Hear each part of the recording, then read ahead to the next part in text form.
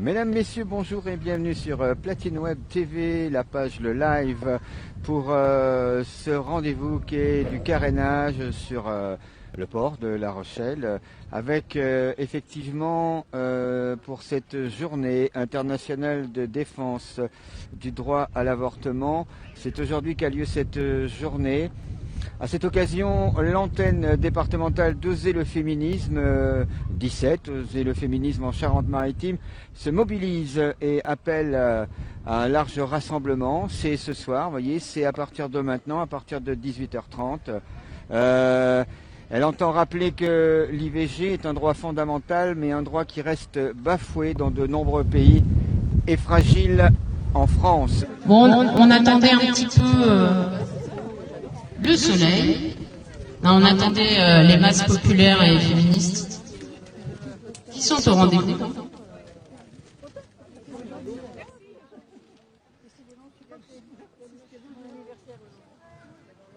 Merci à celles et ceux qui sont là, en tout cas, d'être là.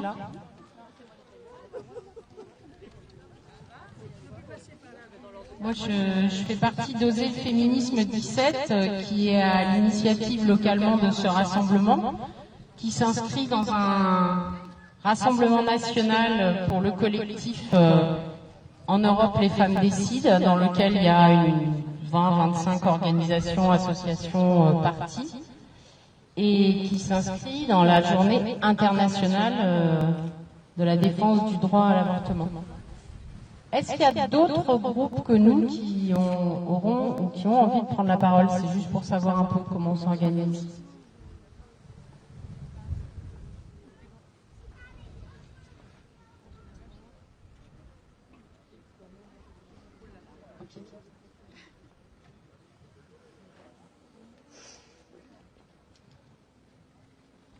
Bon, c'est peut-être pour ça qu'il n'y a personne. En fait, depuis qu'on a annoncé cette manif, on entend un peu des trucs comme ça. Quoi? Encore une manif pour l'IVG? C'est pas fini? Non mais c'est bon, c'est acquis maintenant. C'est fait. Et l'Italie alors?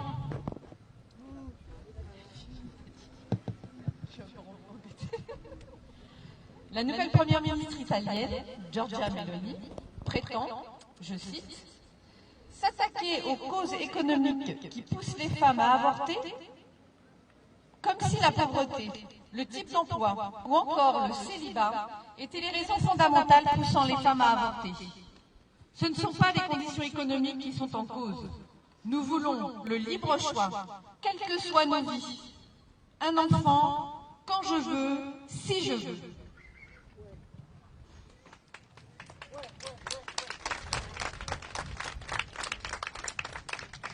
Et la Hongrie, alors, dans ce pays de l'Union européenne, les femmes peuvent encore avorter. Mais depuis le 15 septembre, elles devront désormais écouter le cœur du fœtus avant de confirmer leur décision. Mais nous ne voulons pas de pression, nous ne voulons pas qu'on essaie de nous culpabiliser, comme s'il fallait expier une faute. Il n'y a pas de faute. Nous couchons avec qui nous voulons, quand nous voulons, autant de fois que nous le voulons, c'est notre liberté.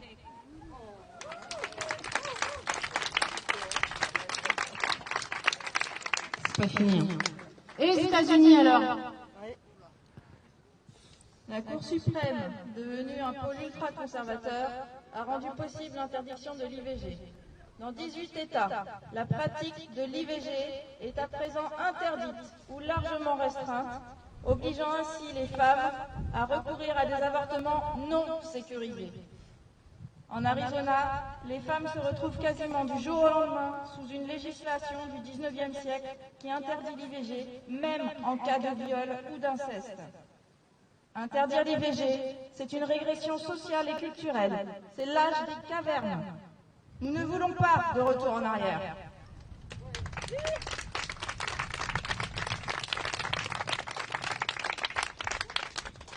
Le Maroc aussi est dans cette longue liste.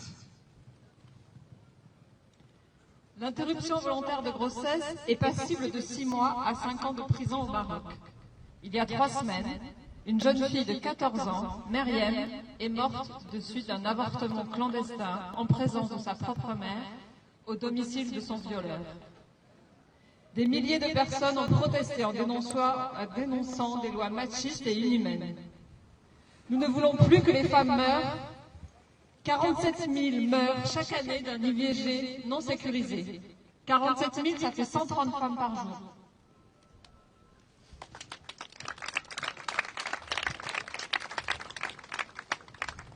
En France,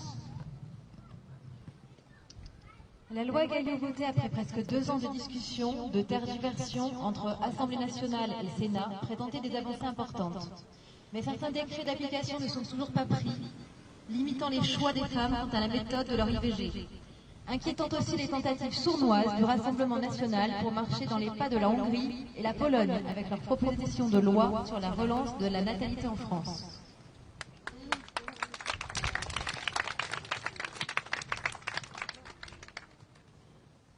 et en Iran alors? En Iran, les femmes sont privées du droit à l'avortement, considéré comme un crime, bien sûr, mais aussi de l'accès à la contraception. La répression qui frappe les manifestants et manifestantes, dénonçant le meurtre de Mahsa Amini, est à l'œuvre depuis des années dans le quotidien des Iraniennes. Répression qui se durcit au fur et à mesure que la contestation se renforce.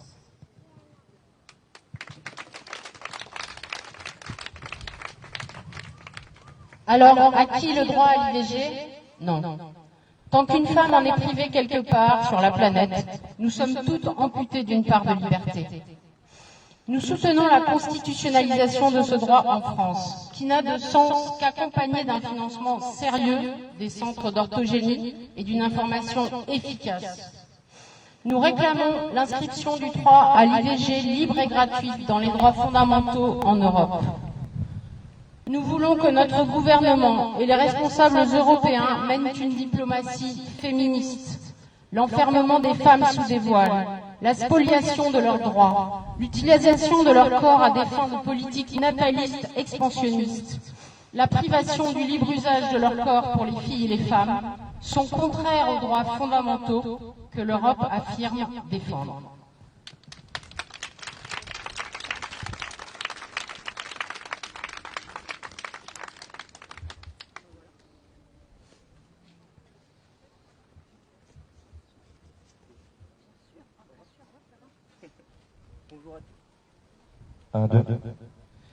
Bonjour à toutes et à tous. Voilà, je représente le mouvement antifasciste Rochelet et nous, on tient à dire et à marquer notre présence ici. En fait, on est là parce qu'on s'oppose à toutes les formes de répression et notamment aux répressions aussi envers les femmes qui ont lieu aujourd'hui partout dans la société. Comment ça se passe aujourd'hui? J'ai pas préparé grand-chose à dire, donc je le fais un peu comme ça vient. Je suis désolé. Mais en tout cas, nous, on tient à nous affirmer notre soutien en fait auprès des mouvements féministes, tous les mouvements féministes, que ce soit des féministes, que ce soit nous toutes, on est présents, on représente aussi ces mouvements-là à travers les valeurs qu'on défend, que ce soit à travers l'antifascisme, l'anti-homophobie, les violences sexistes, et on les dénonce aujourd'hui à travers nos actions, à travers notre présence, et on les défend aussi. En essayant de faire corps tous ensemble, d'être présents avec les camarades qui sont présents ici. Et on commence à se monter tout juste, donc on essaye aussi de se montrer qu'on est là, qu'on veut défendre aussi des idées face à la montée de l'extrême droite, notamment à l'arrivée en Italie aujourd'hui des fascistes. Je sais pas pourquoi, ça n'inquiète personne, j'ai l'impression aujourd'hui, mais c'est un petit peu comme si on nous disait qu'Hitler avait repris le pouvoir en Allemagne. Voilà. Alors j'écoutais sur France Inter des chroniqueurs qui désamorçaient ça en disant que c'était pas si grave, mais aujourd'hui si c'est grave parce que c'est le retour de valeurs conservatrices extrêmement violentes et notamment liées au fait que liées aux valeurs de la famille aussi, qui nous font peur à toutes et à tous. Et notamment à nous. Voilà, donc on vient là aussi pour vous affirmer notre soutien, pour être là avec vous, pour être là à vos côtés, pour être là aux côtés de toutes les femmes, que ce soit quel que soit leur genre, trans, femmes, de partout. Voilà, je suis désolé, j'avais pas préparé grand-chose.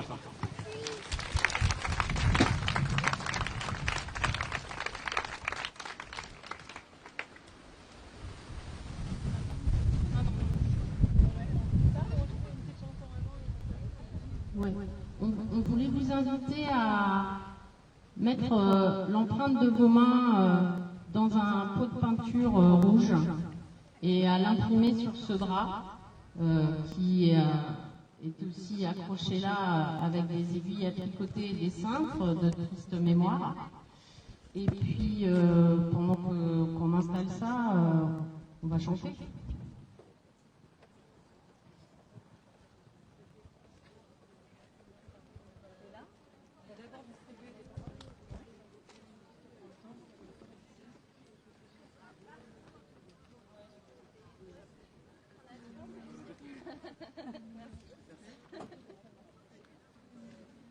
Voilà, donc on distribue les paroles des chansons, de la chanson. Vous êtes les bienvenus, vous qui venez de vous connecter sur Platine Web TV, le live. Je vous rappelle que nous sommes au quai du carénage avec Osez le féminisme 17 à l'occasion de cette journée internationale de défense du droit à l'avortement. Puis je vous rappelle, vous qui êtes là, que demain, vous pourrez venir faire un tour sur Platine Web TV, le live, puisque nous serons à partir de 10h30, un petit peu avant, aux alentours de 10h30, place de Verdun pour suivre la première manifestation. Sans passer les femmes, nous qui n'avons pas d'histoire, depuis la nuit des temps, les femmes, nous sommes le continent noir, le vent nous femmes esclaves, et brisons nos entraves, debout, debout, asservis, humiliés, les femmes, achetées, vendues, violées, dans toutes les maisons, les femmes, hors du monde reléguées, le vent nous femmes esclaves, et brisons nos entraves, debout, debout, debout, seuls dans notre malheur, les femmes, l'une de l'autre ignorées, ils nous ont divisés, les femmes, et de nos sœurs séparées, le vent nous femmes esclaves, et brisons nos entraves, debout, debout, debout. Le temps de la colère, les femmes, notre temps est arrivé. Connaissons notre force, les femmes, découvrons-nous des milliers. Le vent nous femmes esclaves, et brisons nos entraves, debout, debout, debout. Reconnaissons-nous les femmes, parlons-nous, regardons-nous. Ensemble ils nous oppriment, les femmes, ensemble révoltons-nous. Le vent nous femmes esclaves, et brisons sans entrave, debout, debout, debout. Le vent nous femmes esclaves, et jouissons sans entrave, debout, debout, debout. Ouais, bravo!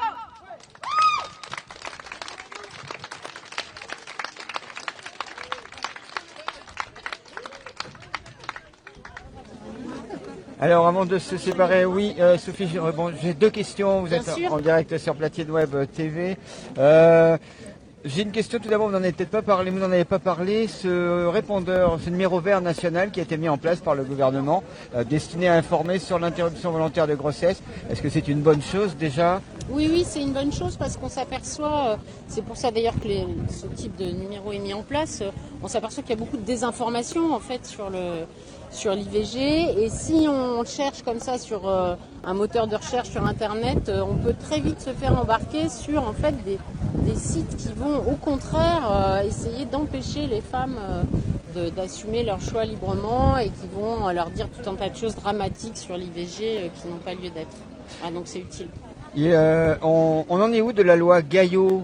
Alors la loi Gaillot, c'est ce qu'on a dit un petit peu, c'est-à-dire que c'est une loi qui a eu beaucoup de mal quand même à se mettre en place. Il a fallu presque 2 ans, d'avril 2020 à mars 2022, avant que cette loi soit votée. Il y a eu une navette parlementaire répétitive incroyable et certains décrets d'application sont toujours pas pris. Par exemple, on sait très bien qu'il faut élargir le champ des possibles pour ce choix et les sages-femmes devaient pouvoir pratiquer des IVG instrumentales, mais les décrets d'application ne sont pas faits. Donc ça reste une pratique à titre expérimental et du coup qui est compliquée alors que la loi a été votée, ça y est. Vous avez parlé, ce sera ma dernière question, en Europe, la Pologne, la Hongrie, certainement l'Italie. Est-ce que vous pensez qu'en France, si on ne fait pas attention, on risque de partir sur le même chemin? C'est-à-dire que personne n'a envie de dire ça et de croire ça, mais on s'aperçoit que chez d'autres pays, chez qui les femmes avaient la conviction que c'était acquis, que c'était tranquille et que ça ne bougerait plus, on voit qu'en 2 coups de cuillère à peau, on repart en arrière. Donc oui, les retournements idéologiques, ils existent partout et ce type de décision peut se prendre malheureusement encore facilement. Je vous remercie et je vous souhaite une bonne Merci. continuation. Voilà, mesdames, messieurs, toujours en direct sur Platine Web TV. Sophie Burlier, porte-parole du mouvement Oser le féminisme en Charente-Maritime, Oser le féminisme 17. Nous allons aller voir quand même c'était Nougaro qui parlait de mettre les mains dans la farine. Bon, bah là, c'est plutôt mettre les mains dans de la peinture rouge. Voilà. Ouais, c'est ça. Sinon,